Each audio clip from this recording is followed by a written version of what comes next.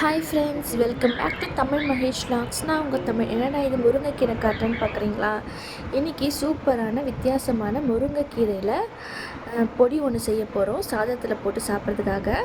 அது அம்மா தான் செஞ்சாங்க. எப்படி செய்கிறாங்கன்னு வந்து வீடியோக்குள்ளே பாருங்கள். முருங்கைக்கீரை பொடி செய்ய போகிறோம் நம்ம. இப்போ இந்த ஒரு கிண்ண அளவு ஒரு நல்லா க்ளீன் பண்ணி ஆஞ்சி உருவி காய வச்சு முருங்கைக்கீரை இந்த ஒரு கிண்ண அளவு எடுத்து போட்டு இதை வதக்கி நிறுத்துறேன். நல்லா ட்ரையாக சிம்மில் வச்சுட்டு அடுப்பை நல்லா ட்ரையாக மறுமருன்னு ஆகிற வரைக்கும் வறுக்கணும். இதுக்கு தேவையானது ஒரு 10 வரமிளகா, ஒரு 2 ஸ்பூன் உளுத்தம்பருப்பு, ஒரு 3 ஸ்பூன் கடலைப்பருப்பு, ஒரு அரை ஸ்பூன் சீரகம், அரை ஸ்பூன் தனியா, ஒரு 4-5 மிளகு, ஒரு 5-6 பல் பூண்டு, சும்மா ஒரு 2 ஸ்பூன் வேர்க்கடலை. இதெல்லாம் ரெடி பண்ணி நான் வறுத்துட்டு நான் காட்டுறேன் உங்களுக்கு.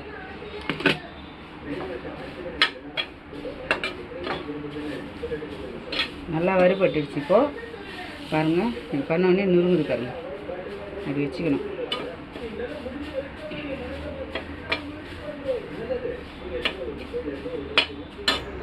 இந்த முருங்கைக்கீரை பொடி பார்த்திங்கன்னா ரொம்பவும் ஹெல்தியானது, டேஸ்டியானது. கீரை பசங்க சாப்பிட மாட்டேங்கிறாங்க அப்படின்னா இந்த முருங்கைக்கீரை பொடியில் நீங்கள் சாதம் வந்துட்டு பிணைஞ்சி கொடுக்கலாம். ஸ்கூலுக்கு ஆஃபீஸ்க்கு போகும்போது இதில் வந்துட்டு சாதம் மிக்ஸ் பண்ணி எடுத்துகிட்டு போகலாம், நல்லாயிருக்கும்.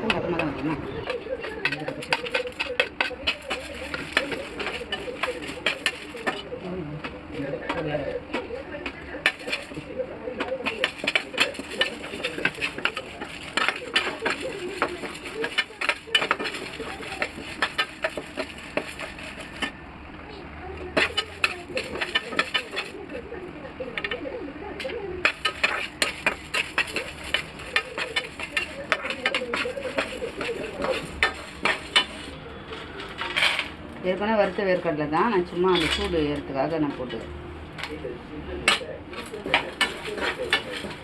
ரொம்ப தீஞ்சு வறுத்துடக்கூடாது, லைட்டாக எப்போ வறுபட்டு போக வேண்டியது.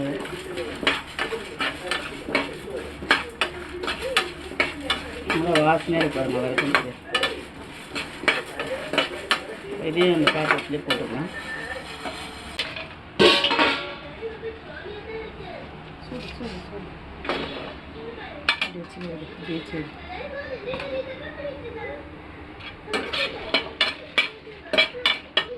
ஒரு ஸ்பூன் எண்ணெய் விட்டுக்கலாமா?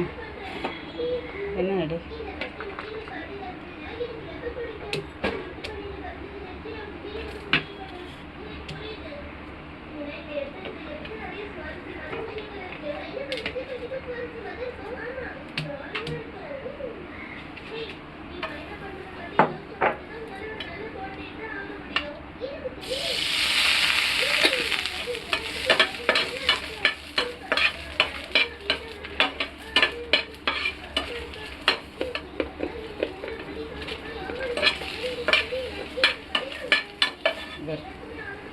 சூடு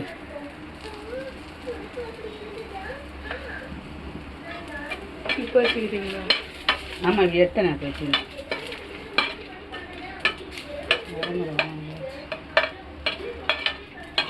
நான் பொடி பண்ணி எடுத்துன்னு வந்துட்டு காட்டுறேன் எப்படி. இதெல்லாம் இன்னொரு வாட்டி எடுத்துக்கடா.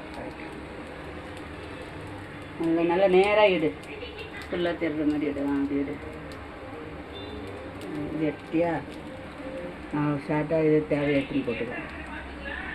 வீடியோ தான். இது கூட ஒரு அரை ஸ்பூன் கல். இப்போ எல்லாத்தையும் போட்டு இதை அரைக்க போகிறேன் மிக்சியில் போட்டு. இது கூட வந்து ஒரு அரை ஸ்பூன் கல் உப்பு. உங்கள்கிட்ட சொல்ல காட்டல, இப்போ பார்த்துக்குங்க. ஃபஸ்ட்டு இதை முதல்ல ஒரு ஓட்டு ஓட்டிக்கிறேன். நான் உடனே அந்த பொடியை போட்டுக்கணும். இந்த பொடியை போட்டுக்கணும்.